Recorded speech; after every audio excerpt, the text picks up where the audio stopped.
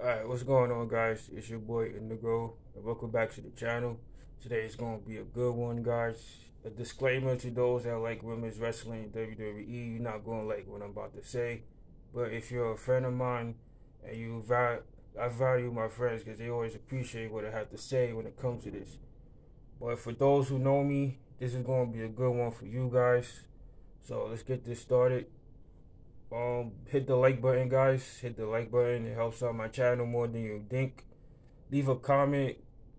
A lot of you, I know what y'all going to say, but leave a comment and tell me your thoughts on women's wrestling in WWE today, because it sucks. And if you guys miss any videos on my channel, definitely check them out. I reviewed last night's episode of Dynamite, which is great. It was another great episode of Dynamite. This was their last night on Saturday night, as far as I know. They will be going back to Wednesdays this upcoming week. I reviewed the last Saturday Night Dynamites.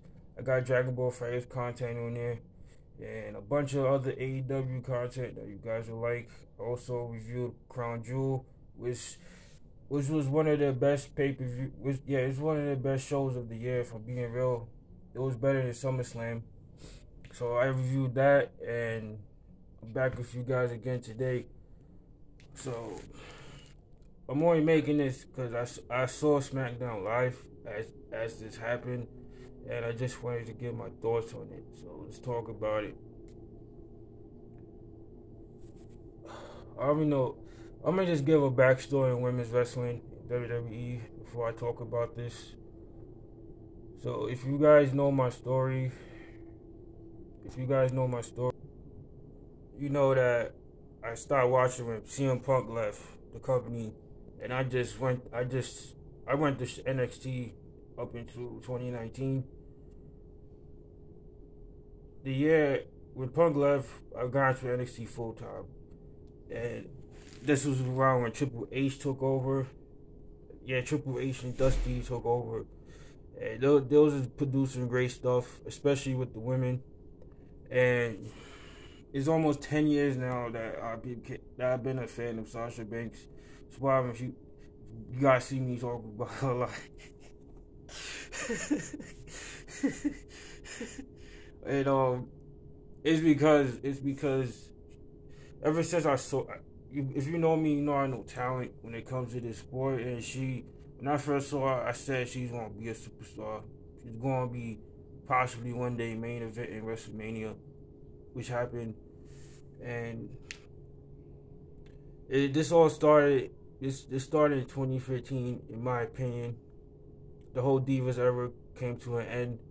It was shifting towards actually giving these women more time in the ring, which was, refreshing to see, because growing up, I was just used to them putting the women out there like 2-minute matches, sometimes 60-second matches.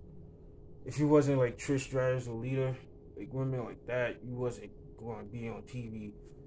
You wasn't given as much TV time as those two women were, for example. So 2015, it started with Sasha and Bayley. They was just killing it, and then they had the Takeover Brooklyn match. I liked the Iron Man match more, if you ask me. I love the Takeover Brooklyn match, but the Iron Man match was also fire and it's underrated. So it was Bayley's moment, and Sasha Banks got caught up along with Becky and Charlotte, and that's when they shifted towards they came up with the 4 horsewomen monologue, and you guys know the rest. I'm not going to go in detail with that, but I'm fast forwarding to when Ronda Rousey came in the company. Up until that point, the women's division wasn't really doing much, in my opinion. They had Sasha and Charlotte go back and forth, passing the Women's Championship as if it was a hot potato. And SmackDown, they didn't really have nobody, if I'm being real. And at that time, it was Becky's time. this was when we loved Becky, not the Becky that became what she is today. But when Becky was a fighting babyface, just chasing, I love babyfaces that chase after their respective championships. It just makes a great story, in my opinion. But when Ronda Rousey came in the company, that's when the shift changed. They really started focusing on women's wrestling. They got as much time as the men, to the point where they exceeded the men in terms of most intrigued storylines. And Becky Lynch and Ronda Rousey, they were supposed to have faced on 1-on-1, but Charlotte wanted to get involved because we don't know how she is. She's greedy, so they made history. They made an event in WrestleMania. The match itself sucked. If I'm being real, Sasha versus Bianca was way better than that triple threat match. And to this day, it should have been Becky versus Ronda. But I'm selling this to say that women's wrestling, after Ronda left, they stopped caring. They went back to what they did before she came. Hence why I wanted to share a little story that we all know by now. And look, the Queen's Crown tournament, I'm going to compare it to what Tony Khan is doing right now with the TBS Women's Championship tournament. Penelope Ford and Ruby Soho got more time than any round match that the Queen's Crown tournament had. But they went like 2 minutes tops, 3 minutes tops. Those women went, correct me if I'm wrong in the comments, but they had at least went up to probably almost 10 minutes, less than 10 minutes, between 5 and 10 minutes. If you're not the big four right now, because Bayley's out with injury, the big four right now is Becky, Charlotte, Sasha, and Bianca. If you're not those four women, they don't care about you. Just look at the product. These women are getting less than 2 minutes TV time matches. The segments suck. A lot of them don't care. They don't care about the sport. They just in it for this, and you can see that with a lot of them. That's why I respect Sasha Banks so much. She's a beautiful woman, but at the same time, she's in this industry to wrestle. For me, she reminds me so much of Bryan Danielson, especially at this stage of her career. She's earned her money. She's made her money. She just want to wrestle and just continue cementing her legacy in this amazing sport, because that's what's going to matter when these people are either old or gone. The legacy is what's going to matter. Let me put it like this: we won't be seeing Carmella or Zella Vega, for example, fucking 50 or 80 years from now, you know, in terms of people studying certain wrestlers. You guys get me? They're going to be looking at people like Sasha, Io, Utumi from Stardom, women like that, Asuka, Bayley, you know, women like that. They're not going to look at these other women that don't care about the industry, just in it for the money. Like, we see that. And now, the other night on SmackDown, this pissed me off. So, up until this point, everything that they did with Bianca Belair was washed. They didn't bury her. She's not buried. I want to put this out there. I respect those who says she's buried. By that, what I meant just now, by those that I call friends. But in my opinion, she was not buried. They buried what they did with her up into SummerSlam. They buried that in that regard.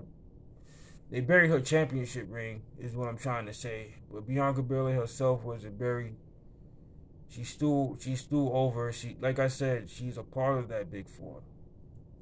I just wanted to get that out the way.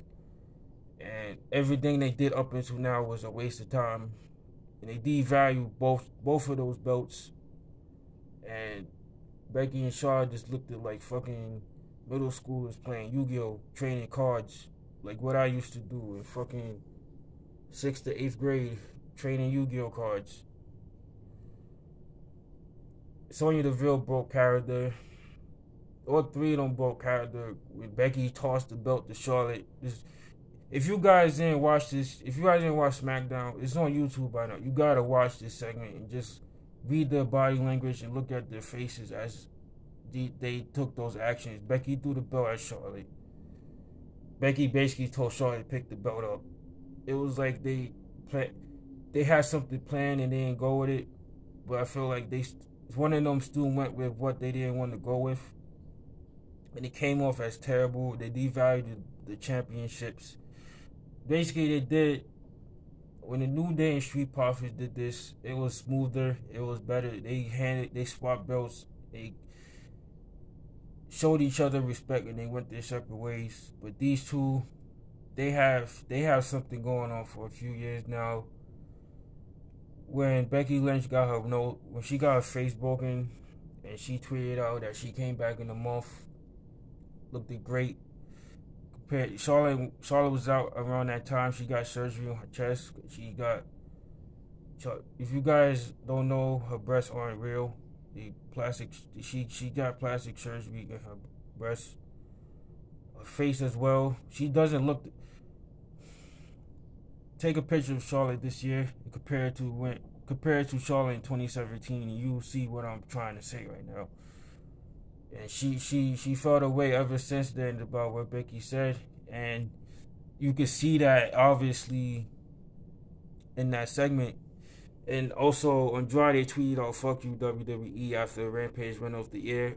We now know why, because Charlotte and Becky got into a backstage. It wasn't a fight, it was like a verbal screaming match. That's what happened, and Charlotte got escorted out the building, and she just took a plane to Orlando to support her fiance. Becky Lynch became so selfish at this point in her career. She don't really care about nothing but herself. And Bianca Belair should have won the Raw Women's Championship last week on Raw. Charlotte herself wanted to put her over, which was rare for me to hear from Sarah Monster and JD. They reported that Charlotte wanted to put Bianca over. It was just a shock to me, knowing how selfish she is. And Sasha should have won that crown jewel, and it should have been Bianca versus Sasha, the match that we didn't get at SummerSlam at Survivor Series, but they didn't want to do that.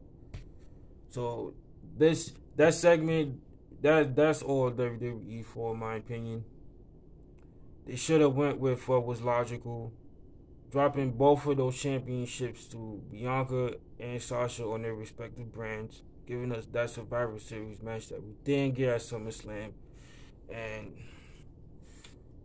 that's it. Becky and Charlotte don't need to be champions right now, especially Becky, who came on a brand that she wasn't on to challenge for a championship that was never hers. She was the former Raw Women's Champion.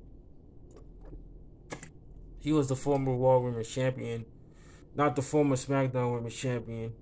So, again, that buried Bianca's championship reign after WrestleMania. It didn't bury Bianca herself, per se, but she did lose a lot of momentum at that time, which she gained back, in my opinion. Because she did cut a promo a few weeks ago.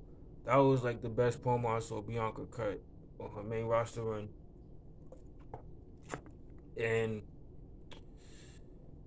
women's wrestling is dead. If you guys really want to see women's wrestling, support AEW, Stardom, TJPW, MLW starting their women's. They starting their own women's division. Excuse me. You got the Knockouts division, which is run by Mickie James now, because she is the Knockouts champion. Which this is just me. Deonna should have retained, because she's making history and she had a bunch of momentum. And if you ain't like what I say, if you didn't like what I said just now, tough shit. Because I have to be real, women's wrestling is dead in WWE. Whether you want to admit it or not, it's dead. And as long as Sasha Banks is still in the company, I will support her. And I will say this before I end the video: Charlotte is AEW bound sooner or later. She's out. You can tell by her body language. Ever since she came back, she's just going through the motions. I know Sasha will definitely explore options outside of that shitty company. Because again, she reminds me of Brian Danielson. She just wants to wrestle. That's all. I see Bayley and Becky being lifers in WWE out the four horsewomen, especially Becky now. You know, and that's all I have to say, guys. Thank you for checking out the video. Hit the like button. Leave a comment if you guys like what I said. Comment the 100 emoji.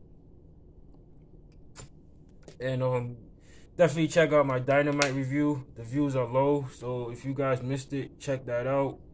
And check out all my other content on the channel. And I'll see you guys next time for another banger. Because I know I killed this one. And I'll see you guys next time.